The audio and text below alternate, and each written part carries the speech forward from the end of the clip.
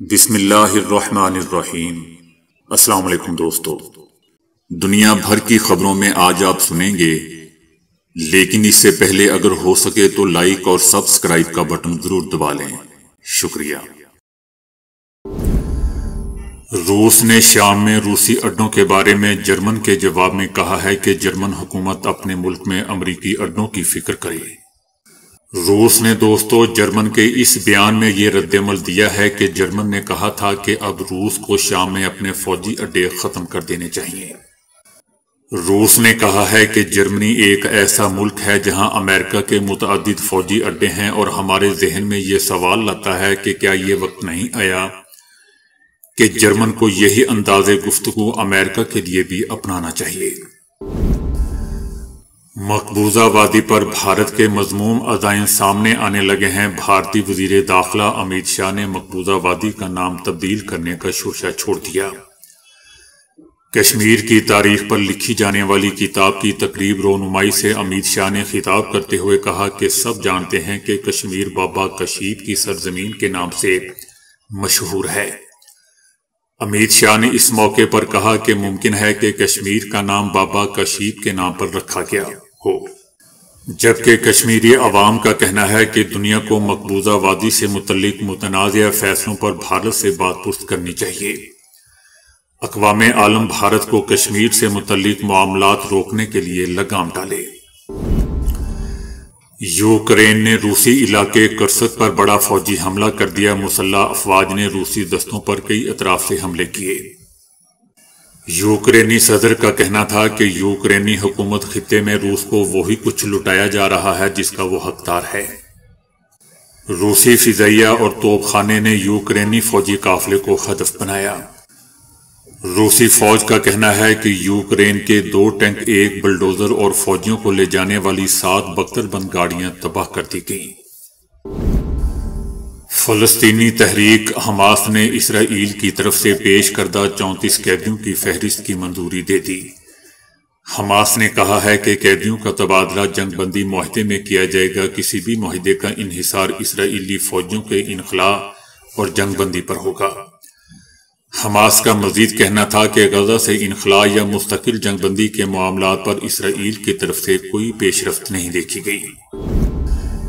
اسرائیلی media نے صہیونی رجیم کی جغرافیائی گہرائی میں واقع اہم اسرائیلی اہداف کے خلاف جاری یمنی مزاحمتی آپریشن کی جانب اشارہ کرتے ہوئے غیر قانونی صہیونی آباد کاروں پر یمنی مزاحمتی کارروائیوں کے گہرے نفسیاتی اثر کا برملا اعتراف کر لیا ہے۔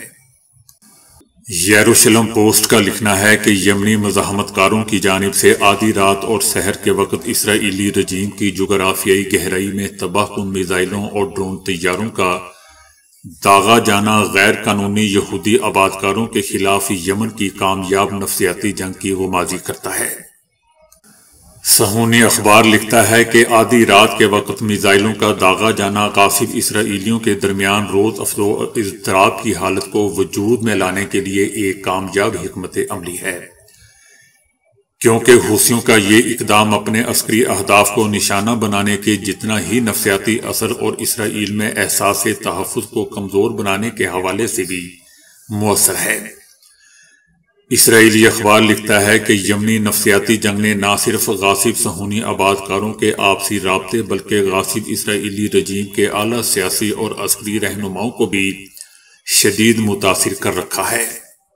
یروشلم پوسٹ مزید لکھتا ہے کہ حوثیوں کی جانب سے دیا جانے والا اسرائیلی اور امریکی ہوائی حملوں کا فوری جواب جو تباہ کن میزائلوں اور ڈرون طیاروں کے داغے جانے سے انجام پاتا ہے، یہ پیغام پہنچاتا ہے کہ غاصب اسرائیلی رجیم یمنی مجاہدین کے مقابلے میں مکمل طور پر ناکام ہو چکی ہے۔ غزہ میں ایک مظلوم فلسطینی کی اسرائیلی مظالم کے خلاف دہائی دینے اور مسلمانوں کو مدد کے لیے پکارنے کی ایک ویڈیو سامنے آئی ہے۔ اسرائیلی فورسز کی غزہ میں جارحیت جاری ہے، جہاں ایک دن میں غزہ میں کم از کم 88 فلسطینیوں کو شہید کر دیا گیا۔ 3 دن کے دوران غزہ پر 100 سے زائد حملے کیے گئے، جن میں 200 سے زیادہ فلسطینی شہید ہوئے، جن میں اکثریت خواتین اور بچوں کی ہے۔ ایک صحافی کی جانب سے شیئر کی گئی ویڈیو میں ایک فلسطینی نوجوان اپنے والد کی شہادت کے بعد دنیا کو ایک پیغام دیتا دکھائی دے رہا ہے۔ یہ نوجوان دوستو، جس کا والد غزہ کے وسطی علاقے میں واقع البریج مہاجر کیمپ پر اسرائیلی بمباری کے نتیجے میں شہید ہو گیا تھا، درد بھری آواز میں پکارتے ہوئے کہتا ہے کہ عرب کہاں ہے، مسلمان کہاں ہے، جاگو لوگو، ہم روز اپنے پیاروں کو کھو رہے ہیں۔ میرے والد ایک کپڑوں کی دکان چلا کر روزی کما رہے تھے اور انہیں شہید کر دیا گیا۔ نوجوان کہنا چاہتا تھا کہ یہ ہمارے ساتھ کیوں ہو رہا ہے، میرے والد بلا وجہ مارے گئے، یہ ہمارے ساتھ کیوں ہو رہا ہے۔ یاد رہے دوستو کہ اب تک اسرائیلی حملوں میں کم از کم 45,805 فلسطینی شہید ہو گئے ہیں اور 1,09,64,000 زخمی بھی ہیں۔ اسرائیلی اور انٹرنیشنل میڈیا نے غزہ میں جاری فلسطینیوں کی نسل کشی کی صہیونی جنگ کے تسلسل پر انتہا پسند صہیونی حکومت کو کڑی تنقید کا نشانہ بنایا ہے۔ میڈیا نے غزہ کی پٹی پر مسلسل 15ویں ماہ سے جاری جنگ ایک مضحکہ خیز ڈرامہ اور اسرائیلی فوجیوں کا خون بہانے کا ایک بہانہ قرار دیا۔ اسرائیلی میڈیا کا کہنا ہے کہ قابض فوجیوں کو غزہ کی پٹی میں جنگ کی بھاری قیمت چکانا پڑ رہی ہے، یہ جنگ ہمارے فوجیوں کے خون سے لڑی جا رہی ہے۔ جیسے ہی اسرائیلی فوج کسی علاقے سے واپس جاتی ہے تو مزاحمت دوبارہ وہاں سر اٹھا لیتی ہے۔ اسرائیلی میڈیا کا کہنا ہے کہ سال 2024 میں قابض فوج کی جانب سے شمالی غزہ کی پٹی میں شہر اور جبالیہ کیمپ پر قابض فوج کی 3 کوششیں ہوئیں اور جب بھی اس پر قبضہ کیا گیا تو بہت سے فوجی ہلاک ہوئے۔ میڈیا دہائی دے رہا ہے کہ تیسرے آپریشن میں 40 ہمارے فوجی ہلاک ہو چکے ہیں اور یہ جنگ بدستور ابھی بھی جاری ہے۔ غزہ شہر میں گزشتہ 3 کارروائیوں میں 110 سے زائد دیگر ہلاک ہو چکے ہیں۔ میڈیا کہتا ہے کہ جن میں باقاعدہ اور ریزرو فوجی اور انفینٹری، انجینئرنگ اور آرمر کے افسران بھی شامل تھے۔ اسرائیلی میڈیا مزید کہتا ہے کہ غزہ پر جنگ شروع ہونے کے تقریباً 15 مہینے بعد بھی قابض فوج حماس کے ساتھ اپنا ڈانس جاری رکھے ہوئے ہے، جسے دیگر فوجی محاذوں کے مقابلے میں سب سے کمزور جنگی محاذ سمجھا جاتا ہے۔ اس محاذ پر بھی اسرائیلی فوج آگے بڑھنے کی قیمت فوجیوں کی ہلاکتوں کی شکل میں ادا کر رہی ہے اور اس میں اتنی جرت نہیں ہے کہ وہ آگے قدم اٹھا سکے۔ میڈیا مزید کہتا ہے کہ اسرائیلی فوج ایک علاقے کو کلیئر کر کے آگے بڑھتی ہے تو فلسطینی مزاحمت کار حماس دوبارہ وہاں پہنچ جاتی ہے۔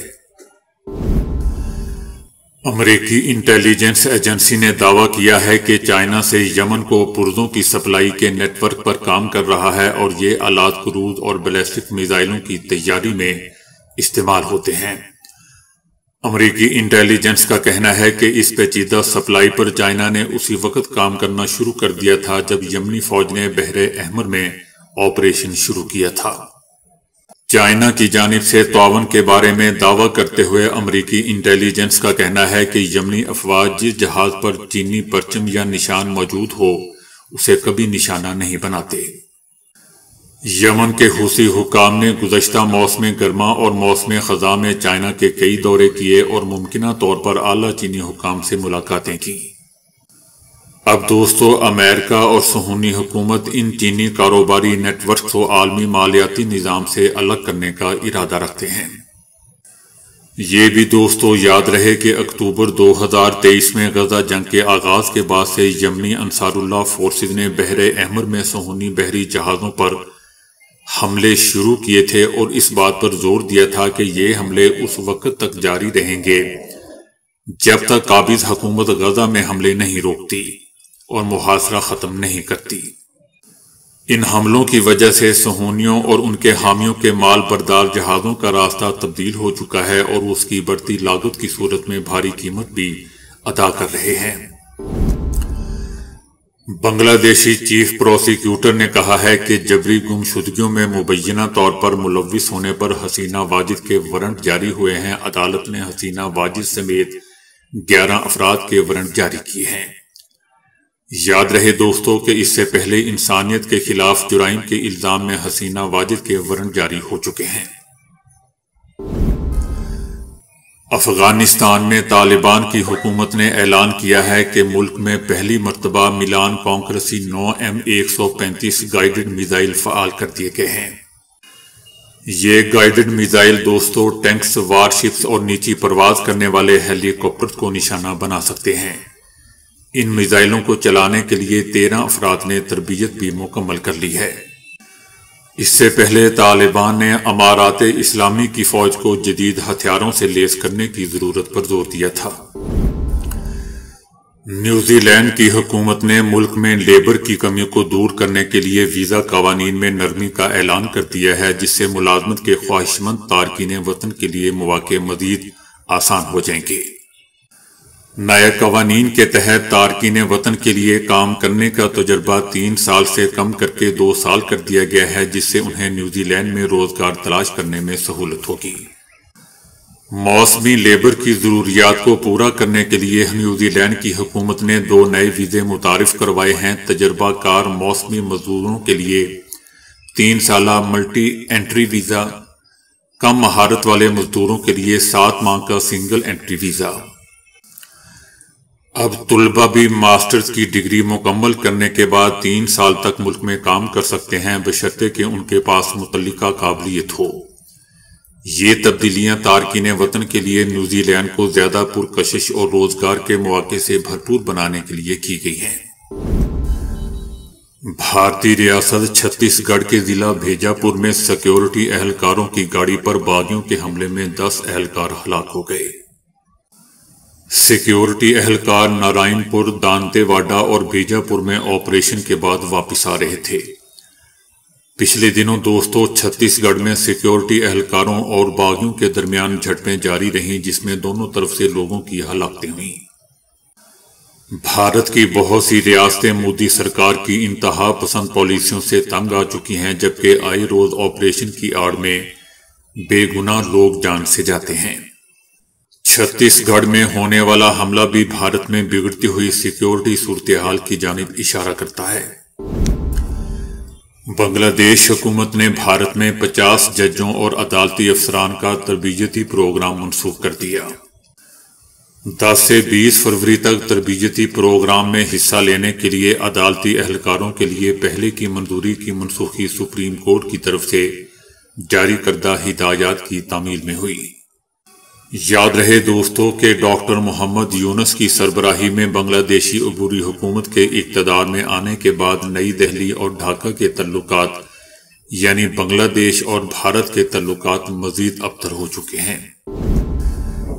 شمالی کوریا نے ایک اور میزائل فائر کر دیا، جبکہ امریکی وزیر خارجہ اینٹونی بلنکن نے جنوبی کوریا کا دورہ کیا، جہاں انہوں نے خبردار کیا کہ شمالی کوریا جدید سپیس ٹیکنالوجی کے حوالے سے روس کے ساتھ مل کر کام کر رہا ہے۔ اینٹونی بلنکن کا دوستو جنوبی کوریا کا یہ دورہ ایسے وقت میں ہو رہا ہے جبکہ تفتیش کار سابق صدر کو گرفتار کرنے کی کوشش کر رہے ہیں، جنہوں نے مارشل لا لگانے کی ناکام کوشش کی، جس کے بعد مواخذے کا سامنا کرنے سے بچنے کے لیے خود کو اپنی رہائش گاہ میں محفوظ کر لیا ہے۔ اینٹونی بلنکن جب حکومتی نمائندوں سے وہاں بات چیت کر رہے تھے تو اس دوران ہی شمالی کوریا نے ایک بیلسٹک میزائل فائر کیا جو سمندر میں گرا، جس پر اینٹونی بلنکن کا کہنا تھا کہ آج کا میزائل ٹیسٹ ہم سب کے لیے یاد دہانی ہے کہ ہمارا باہمی تعاون کتنا اہم ہے۔ اینٹونی بلنکن کا کہنا تھا کہ شمالی کوریا پہلے ہی روسی فوجی ساز و سامان اور تربیت حاصل کر رہا ہے، اب ہمارے پاس یہ یقین کرنے کی وجہ ہے کہ روس جنوبی کوریا کے ساتھ جدید سپیس اور سیٹلائٹ ٹیکنالوجی شیئر کرنے کا ارادہ رکھتا ہے۔ اینٹونی بلنکن کا یہ بھی کہنا تھا کہ روس اقوام متحدہ کی سلامتی کونسل میں ویٹو پاور رکھنے والا رکن ہے، وہ شمالی کوریا کو باضابطہ طور پر جوہری ریاست تسلیم کر لے گا، جو اس عالمی اتفاق رائے کے لیے ایک بڑا دھچکا ہوگا۔ دوستو یاد رہے کہ امریکہ اور جنوبی کوریا کی انٹیلیجنس ایجنسیاں سمجھتی ہیں کہ شمالی کوریا نے گزشتہ سال کے آخر میں ہزاروں فوجی یوکرین کے خلاف لڑنے کے لیے بھیجے ہیں، اور جن میں سے سینکڑوں مارے بھی جا چکے ہیں۔ صدر ٹرمپ نے جنہوں نے کبھی شمالی کوریا کے خلاف آگ روسے کی دھمکی دی تھی، شمالی کوریا کے لیڈر ان سے 3 بار ملاقات بھی کر چکے ہیں اور اب کہا جا رہا ہے کہ وہ پیار بھی کرنے لگے ہیں۔ حماس کا کہنا ہے کہ جنگ بندی معاہدے کے تحت 34 یرغمالیوں کو رہا کرنے کو تیار ہیں۔ غزہ میں جنگ بندی سے متعلق اسرائیلی اہلکاروں اور حماس کے ارکان کے درمیان مذاکرات قطر میں ہو رہے ہیں۔ حماس کا کہنا ہے کہ جنگ بندی معاہدے کے تحت 34 اسرائیلی یرغمالیوں کو رہا کر دیں گے۔ حماس کا مزید کہنا ہے کہ پہلے مرحلے میں قیدیوں کے تبادلے کا معاہدہ کیا جائے گا۔ اس سلسلے میں تمام خواتین اور بچے اور بڑی عمر کے یرغمالیوں کا تبادلہ کیا جائے گا۔ جنگ بندی معاہدے کا انحصار اسرائیل کے مستقل جنگ بندی پر آمادہ ہونے اور غزہ سے اپنی فورسز واپس بلانے پر ہے۔ امریکہ کی 30 ریاستیں اس وقت برف باری اور شدید سردی کی لپیٹ میں ہے، جس سے امریکیوں کا نظام زندگی مفلوج ہو کر رہ گیا ہے۔ زیادہ تر ریاستوں میں درجہ حرارت نقطۂ انجماد سے نیچے ہے۔ کچھ ریاستوں میں درجہ حرارت -5 ڈگری سے لے کر -29 ڈگری تک ہے، جبکہ کینیڈا کی ریاست منیٹوبا میں درجہ حرارت -40 ڈگری تک جانے کی پیشگوئی کی گئی ہے۔ امریکہ کے موسمیاتی ادارے نیشنل ویدر سروسز کا کہنا ہے کہ اوہایو سے لے کر واشنگٹن تک مختلف ریاستوں میں 6 سے 12 انچ تک برف پڑ سکتی ہے۔